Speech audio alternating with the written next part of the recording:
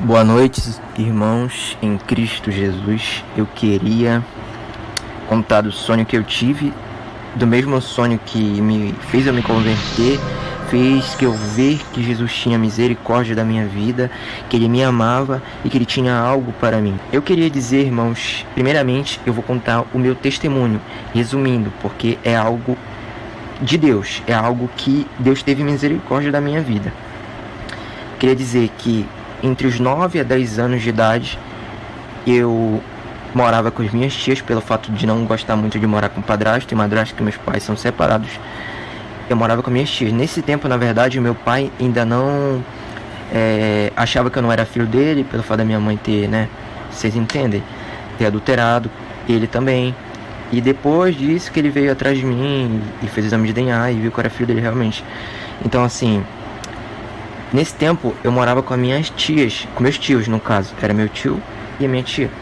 E eles iam na Igreja Universal, do Evangelho, do Reino de Deus. E eu já conhecia a palavra de Jesus e tudo mais. Só que, quando eu ia dormir à noite, eu sempre vi uma sombra do lado da minha cama. Uma sombra negra, alta. E eu me acordava sentindo aquela presença maligna. Aquilo que me fazia sentir muito medo. E era quase todas as noites. Eu não lembro o período de quanto tempo isso durou. Mas eu também via sombra na casa das minhas outras tias, entendeu? Então, assim, irmãos, eu queria dizer, teve uma vez, era um domingo, dia de ir pra Universal, isso, lá no Belém do Pará, isso. Eu fui tomar banho pra ir pra igreja. E a casa não tinha forro. E a luz que vinha do quarto que iluminava o banheiro. E eu tomando banho, eu senti um vento gelado e um calafrio, senti a presença do maligno. E quando eu virei, eu vi aquela mesma sombra que eu via na cama, do lado, no caso do lado, em pé. E nisso eu saí correndo pelo lado do banheiro, e a minha tia viu, e ela perguntou o que estava acontecendo. Eu falei pra ela. Nesse dia ela falou, tá, vamos pra igreja, o meu filho vai orar em você. Naquele tempo, ele era obreiro, hoje em dia ele é pastor. Eu não tenho mais contato com esses tios, no caso, né? Faz um tempo, bastante tempo que eu não falo com eles. Hoje em dia eu moro em Santa Catarina. E eu fui pra igreja, ele falou de Jesus pra mim, ele falou que Jesus ia me libertar, se eu aceitasse na minha vida. E eu aceitei, e desde aquele tempo eu nunca mais vi nada de ruim. É claro que a gente sente às vezes em ambientes que a gente vai, entendeu? Ambientes que tem pecado, e entre outras coisas, né? Então, eu nunca mais vi, irmãos. E eu fui crescendo, fui conhecendo o mundo, né? Eu me desviei e ficava tentando me reconciliar e não conseguia, não me reconciliava verdadeiramente para mudar de vida. E eu vim para Santa Catarina quando eu já cheguei a morar no Rio de Janeiro, cheguei a ir em baile funk, cheguei a fumar maconha, usar outras drogas, e Deus não queria aquilo para mim. Então tudo acontece no tempo de Deus, irmãos. E nisso eu vim para Santa Catarina. Eu tentei me reconciliar com Deus aqui, não consegui. Até tentei, fiquei um tempo, senti a presença dele, mas eu me desviei novamente por amizades e por escolha minha. Eu escolhi o mundo ao invés de escolher a Deus. E teve um tempo que eu morando com um amigo meu, a empresa que eu trabalhava tinha uma empresa em frente que um irmão da igreja da Assembleia de Deus, o irmão Rafael, ele sempre me chamava, ele me dava carona de vez em quando de carro, quando ele me via indo caminhando pra empresa, ele parava e me dava carona. E ele sempre me chamava para ir pra Assembleia de Deus, sempre com desculpa, né? Como a gente sabe, quando a gente está no mundo, a gente sempre dá aquela desculpa para não ir pra igreja, né? Entendeu? E tá. Teve uma noite que eu bati uma foto. E eu era tão do mundão que a minha casa ela tinha uma luz vermelha. E eu bati essa foto. E eu vou contar depois do sonho que eu tive. E nisso eu fui dormir. Às vezes eu tinha pesadelo com a minha avó, que tinha falecido. E sempre era um pesadelo, nunca era um sonho bom. Só que eu não via ela, eu sabia que ela estava, mas não via ela.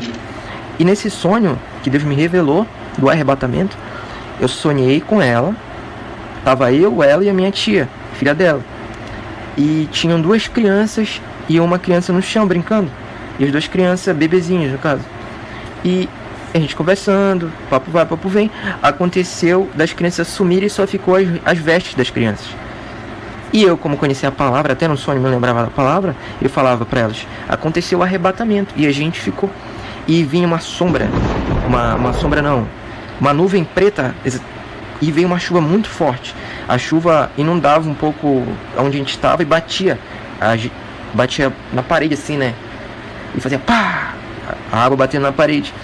E automaticamente o sonho percorreu e eu fui parar numa quadra com vários jovens, né, jogando bola, e todo mundo triste porque seus entes queridos tinham sumido. E eu chegava, via todo mundo triste e falava com eles, falava: olha, vocês sabem o que aconteceu, né? Aconteceu o arrebatamento e a gente ficou. E automaticamente eu me acordei. Nisso que eu me acordei, eu já fiquei, né, desesperado com esse sonho e tudo mais.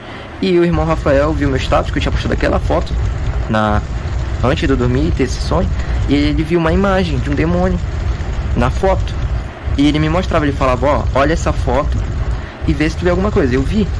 E nisso eu fiquei mais desesperado ainda, que realmente era a imagem do inimigo. E nisso eu fiquei desesperado, falei: irmão, antes da gente ir pro trabalho, vem aqui, vamos orar em casa aqui. E ele foi lá, né, como um grande servo de Deus, graças a Deus. E ele orou, e ele sentiu uma presença ruim. E ele falou: olha, o espírito da morte, ele tá te rondando. Porque o inimigo sabia que Deus tinha algo na minha vida, e ele vai cumprir. Ele vai cumprir em nome de Jesus. Glória a Deus. E tá, nessa mesma noite, antes da outra noite, eu fui orar, falei com Deus e senti a presença do maligno, que não queria que eu orasse. E eu sentia medo, mas eu continuava orando. E nisso eu dormi. E eu sonhei que eu voltava pra minha cidade. Eu procurava minha mãe no sonho, não achava. E eu vi uma mulher muito parecida com a minha mãe. Eu falava pra pessoa que tava comigo, eu falava: olha, igualzinha a minha mãe. Era como se minha mãe tivesse morrido no sonho, irmãos. E nisso eu acordei. Nisso que eu acordei, rápido eu liguei pra minha mãe. Eu falei: mãe, fala com Deus, fala pra ele te proteger. Irmãos, na sexta-feira tinha culto na Assembleia e eu fui.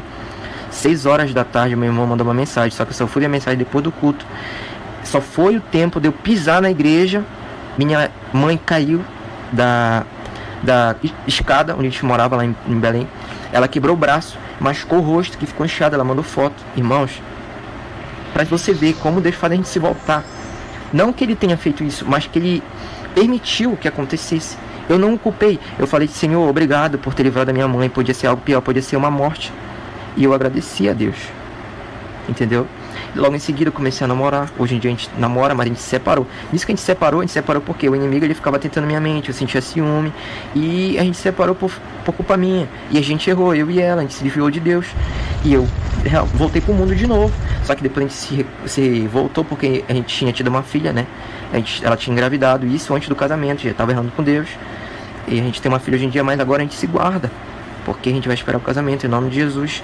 E estamos aí se santificando, né? Buscando mais a Deus. A cada dia ele vem moldando o nosso caráter, fazendo a obra dele na nossa vida. Só basta a gente realmente querer e aceitá-lo. E eu me voltei para Deus depois que a gente voltou. Porque como a gente estava junto, eu não me deitava mais com mulheres. Eu me deitava com várias mulheres aqui em Santa Catarina. E, cara, Deus não queria isso, né? Deus não queria. Então hoje em dia a gente se guarda. Eu procuro buscar a palavra de Deus, procuro me santificar, procuro ter uma mente pura, um coração puro, entendeu? Procuro não cobiçar nada desse mundo, porque Deus não quer isso pra mim. Deus tem algo pra minha vida. E nisso a gente se voltou, a gente tem a nossa filha hoje em dia, graças a Deus. Então, o que eu queria dizer aqui pra vocês, irmãos, é que Jesus está voltando. Ele me tirou do mundo, fez tudo isso acontecer pra me dizer: meu filho, se volta pra mim enquanto eu ainda não voltei.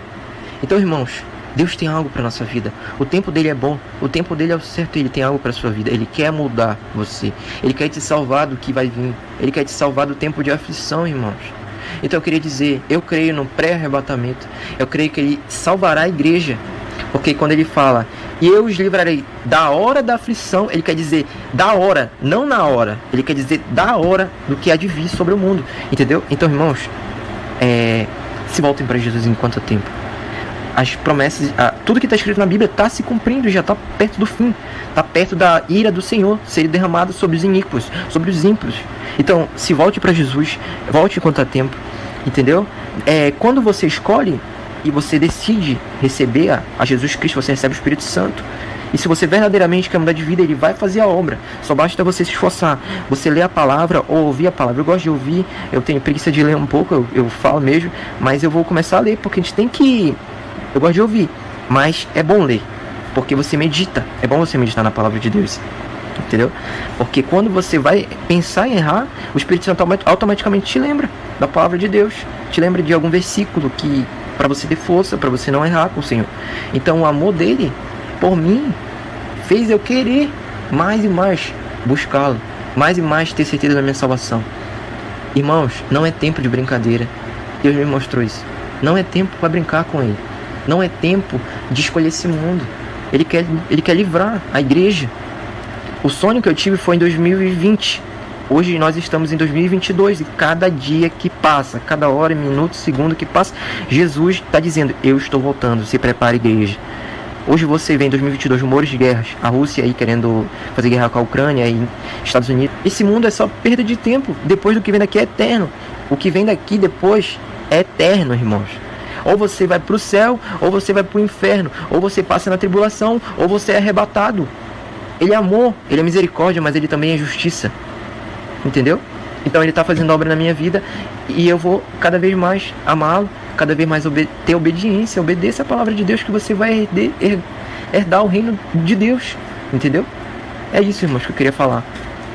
Que Deus venha abençoar, venha tocar no teu coração através dessa mensagem. E Jesus te ama, Ele tem algo para você. Entendeu? Ele pode mudar a sua vida, assim como Ele mudou a minha e a de milhares e milhares de jovens, milhares e milhares de adultos e de velhos. Enquanto a vida há esperança, meus irmãos. Aleluia. Amém.